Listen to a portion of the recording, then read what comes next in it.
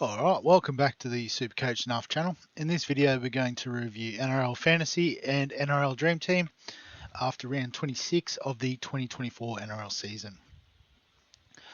At the time of recording, NRL Fantasy has not unlocked yet for round 27, but we can still see our round 26 results, which was a 774. Which unfortunately has slid us back about 1,000 spots, and we're now just outside the top 10,000. So it'll be touch and go as to whether we can hold that rank this week, and given a couple of the outs, it may be a bridge too far. So if we have a look at the team, Red Marnie getting 2 tries, which was amazing. So 57 points, we'll absolutely take that. Fanua Blake was 60, is quite good as he always is. Mitch Barnett, again, got stuck out on the edge and, I don't know, just couldn't get involved again. So 25 points for him. Isaiah Yeo was massive, again, in the absence of Nathan Cleary, 85 points. And obviously captaining him was the right call for my team. Kalal Matangi and Fafita were both underwhelming. So Kalal Matangi did move into the middle. But also copped a sin bin, that sort of thing, which obviously takes points away. Braden Trindle with 44, so he was still seemed very much the dominant half with Nico Hines back in. So kicking goals as well, which was handy. But Jamal Fogarty was a late out, so we ended up only having 16 this week, which is part of the reason for the decline in scoring. Isaac Tungo was also a bit flat with just a 12 this week. Jacob Kiraz with 36 also was one who couldn't seem to find the ball, but I guess comparing to his Supercoach score, that's actually worked out all right. James Tedesco tried his ring out by all accounts with the 62. Tommy Trbojevic unfortunately getting injured, so 35, so that's another one we might be missing this week. And Dylan Edwards with a 37. On our bench, Josh Curran was quite good coming back from his week off with 47. Brendan Hands only getting 33, particularly in a high-scoring first half, was a bit flat, but it was 33 more points than we could have got with some others. The Hammer was fantastic, 71. It's part of the Dolphins demolition there in Suncorp. And Jai Gray with the 32. Again, just it was going to always have a tough one against the Panthers. So I haven't really seen the news on Fogarty. Hopefully he's a 1 weeker, because I think we need him to play to get 17 this week. We've got Finu we've got Gray can slot in for Trbojevic, and then Finu obviously can come onto our bench. I think that still gives us 17. No, it doesn't, because I forgot about the Warriors. So take those 2 out, we're down to 15. Harry Grant might be back, so 16. So 15, 16 if we get Fogarty this week. But also, I guess we do have to see if there's restings and that sort of stuff too. But probably the main thing to look at is the league, head-to-head league final. So fixtures. And it looks like Helen Keller's Optometrist getting the W with a 952. So having a look at the squads, so Damien Cook 52, Payne Haas with a 91. That is a massive point of difference for the GF. Isaiah Yeo as captain as well is fantastic shout. Connor Watson probably got a few more minutes than we anticipated, but 50 points was good.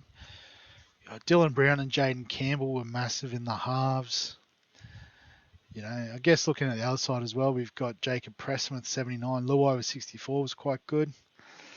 And then Ponga with the 76. So both players having Ponga, which was massive. Dane Gagai with 58. I'm glad he didn't go off for in terms of Supercoach, because otherwise I'd be a bit poorer.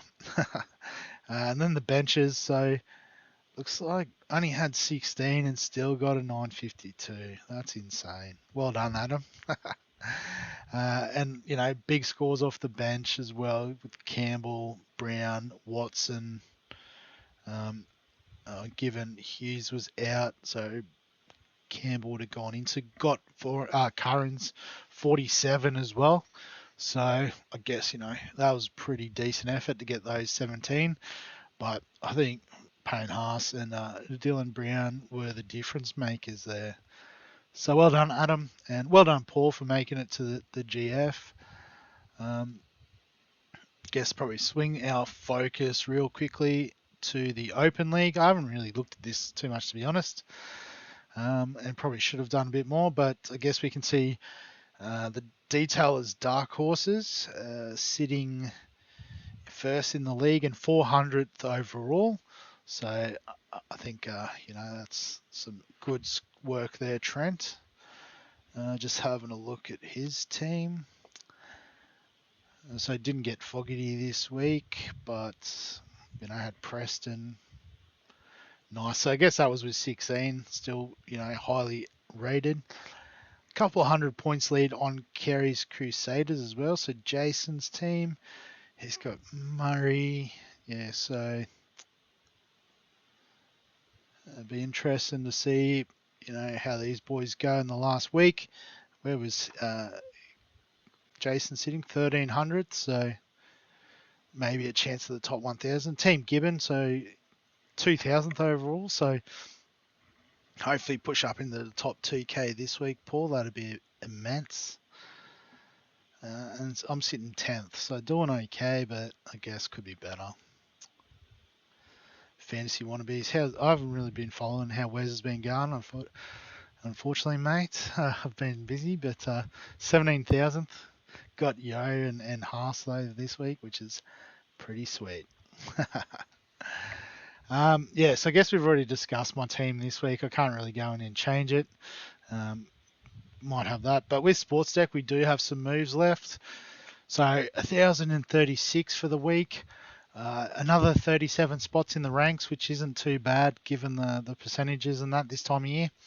So knocking on the door of the top 200. I think the advantage we're going to have is 2 trades available. So if you have a look at the team, Damien Cook scored 59, which was a nice result. Joe Tarpany with a 48. Solid work from him. Isaiah Yeo we've touched on. Just trying to pick players I haven't really talked about yet. Sometimes I get confused between the Supercoach video too.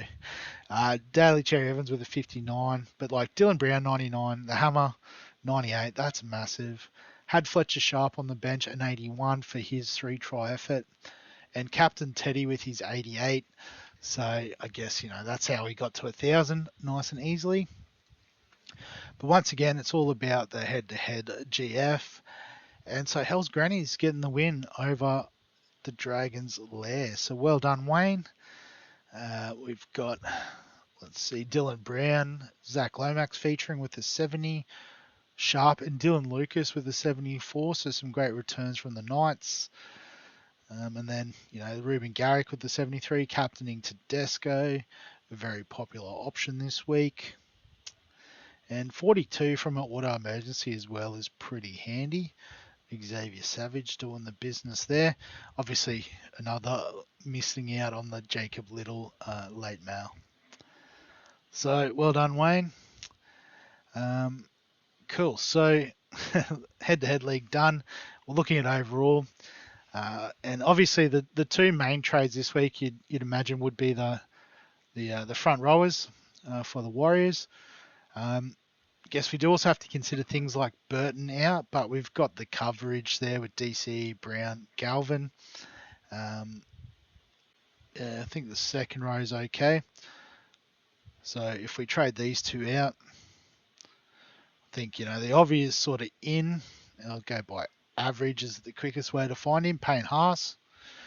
And then we've still got close to $1 million. So I think if I just put Barnett back in for a second, we can get anybody we want based on if I sort by price. Yeah, so we can get anyone. Obviously, we're not getting Cleary, Latrell, Tino, maybe Jerome Hughes. But I guess it also depends on our duels. So I can push Curran into the front row. Can push Burbo into the centres. And that's about where it ends. We can go centre, second row, or front row. So we'll just quickly go back. I don't think there's any other front rowers worth investing in. We've featured the top 4 basically in our team.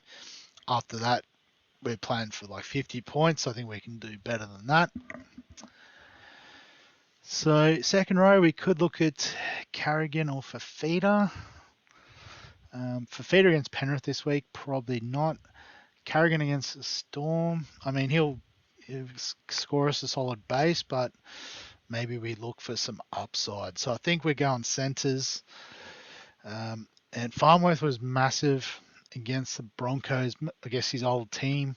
That definitely helped. But against the Knights and Newcastle this week is interesting.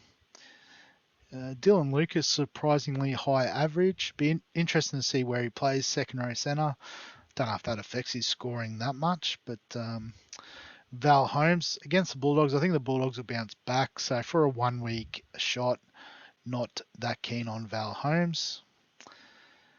Zach Lomax is the other one against the Raiders. Particularly after how disappointed Flano was. They could be up for a massive game. And particularly, I guess, they need to win to keep their final hopes alive, but I think they're relying on a draw or something crazy like that. Other than that, I guess we've got Talangi in the Spoon Bowl, so that could be interesting. But Kale Ero's been solid all year. Bradman Best is an interesting one. I think, at 1.6%. Is someone I'm willing to take a bit of a flyer on. I do think the Dolphins will win, or I do hope the Dolphins will win. But I think if the Knights do win, it could be off the back of a bit of Bradman Best. Although then in saying that, if we think, Newcastle are going to lift a win, do we reverse and we try and get in the Kalen Ponga? That's value at that price. Wow. 580. We will absolutely have a punt on that. So, run out of trades, so the money doesn't really matter, but let's just absolutely stack the wing fullback line and see how we go. So it's going to look something like this. So Haas and Tarpany on field. Barnett's not on the bench. Coruscant, I think, could have a big one in the Spoon Bowl, as we're calling it. I think Nikora can start, and Curran is in case of emergency. Birdo's got to come off, so Galvin's back in. And then we've still got a reserve up our sleeve. So Kalen Ponga. Actually, swap Sharp for Talangi, I think. So it's going to be something like that, I think. Captaincy, vice captaincy. So Turbo's out, isn't he? Could have traded Turbo, I suppose. So I think Sharp's back in. Brilliant.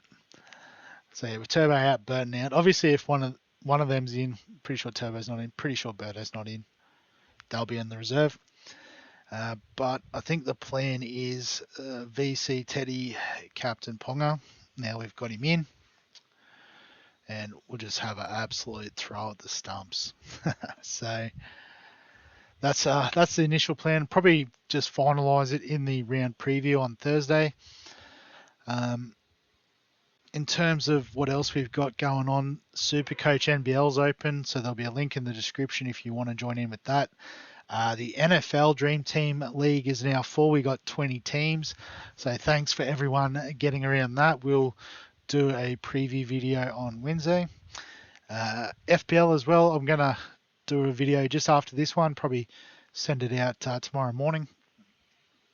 Just looking at the international break and some discussion around that. So yeah, if you've got any questions, comments, thoughts, feel free to give us a message below this video.